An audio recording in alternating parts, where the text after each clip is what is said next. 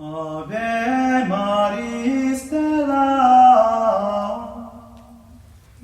Hello and welcome back to Vatican II in a Year. This is your host, Father Matthew Schneider, a priest of the Church of Christ and a theology professor. This is a podcast on the Star Cross Production Network at sqpn.com. Today we're on day 169.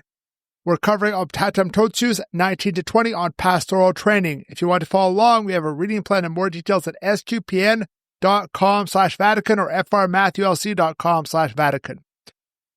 So yesterday we talked about how theology needs to form the heart, and some can be sent for further studies. I don't know why my note says can't, but I know they can be. Today we're going to cover all of chapter 6, which is the promotion of strictly pastoral training. And the basic summary is that pastoral concern should permeate studies, and all the human means should be put in to train seminarians in this area. So 19 and 20, as we noted, each one has two subparagraphs. For 19, I'm going to read the two together because I think it's actually helpful in some ways to analyze B before A, and then for 20, we'll read them apart. So paragraph 19, the summary of the paragraph is pastoral concern should permeate studies with various forms of apostolate. And so let's read the two subparagraphs. A, that pastoral concern, which ought to permeate thoroughly the entire training of the students, also demands that they be diligently instructed in those matters which are particularly linked to the sacred ministry, especially in catechesis and preaching, in liturgical worship and in the administration of the sacraments, and works of charity, and assisting the erring and the unbelieving, and in the other pastoral functions. They are to be carefully instructed in the art of directing souls, whereby they will be able to bring all the sons of the Church, first of all, to a fruitfully conscious and apostolic Christian life and the fulfillment of the duties of their state. Let them learn to help with equal solitude religious men and women, that they may persevere in the grace of their vocations and may make progress according to the spirit of their various institutes. B, in general, those capabilities are to be developed in the students which especially contribute to dialogue with men, such the ability to listen to others, to open their hearts and minds to the spirit of charity and to the various circumstances and needs of men. So that second subparagraph, which I noted we're going to talk about first, is talking about how we need pastoral capacities to reach humans today. The pastoral practice of the Middle Ages is somewhat irrelevant. What is the pastoral practice today with all the social media, with all the phones in our pockets, with our kind of organizational society now with more and more contract laborers and less kind of lifetime employment, even things from like my grandfather's generation, where my grandfather worked for basically two companies his entire life. He worked for Shawinigan Chemical and then Dow Chemical. He was a chemical researcher, right? And that was it. He worked for 20 years for each one or so, and that was his career. And that is a very different situation than we have today, where such a stable career is very, very rare for professionals like that. And so that's important to think about as we think about today, the kind of society we're doing, and how are we as priests going to reach people in those situations. And then going back to 19, it talks about the specific areas of pastoral concern, right? Talking about catechesis and preaching. It talks about sacraments, worship. It talks about acts of charity. It talks about assisting the erring. It talks about spiritual direction. And it particularly talks about, hey, you have to help the religious, help those who are struggling in those things. And now each priest is going to have their different strengths and weaknesses. But we need priests who are at least okay at all those things. Right?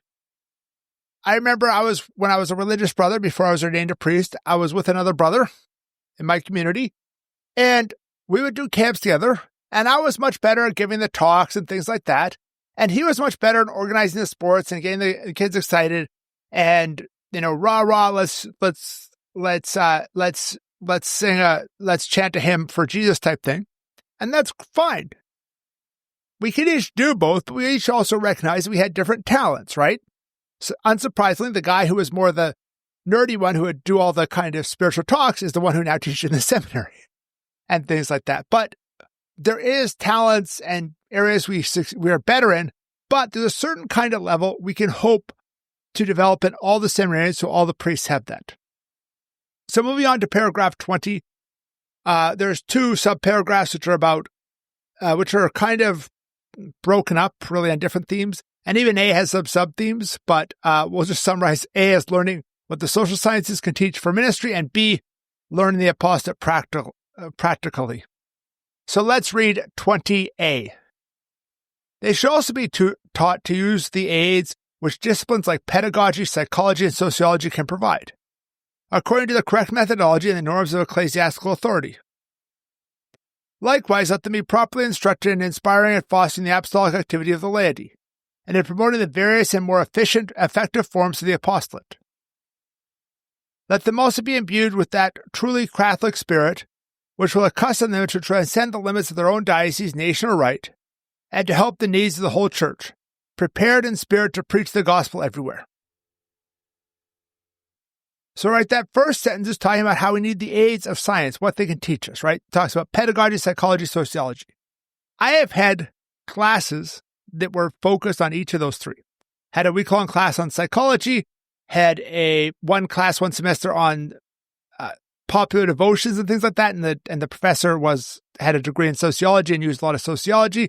I took a class on teaching college classes from an institute that's famous for that and things like that. Now, obviously, you can take some of these things and go off and stop being Catholic, right?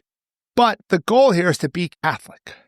To be Catholic means we accept and embrace all the variety of sciences. We don't say, no, that's totally useless. No, we embrace them. We try and find what's good in them.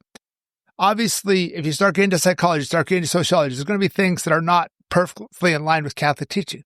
And we shouldn't do those. But there's plenty that are perfectly in line. Second, it talks about inspiring the laity. Too often we have the parish where it's all around Father and there's not really around the laity. How many lay people do you have organized small groups who do things on their own without Father asking, things like that? That's what you're going to talk about in Apostolicum Exorcitatum, which we'll talk about a little later in this podcast. It's really important.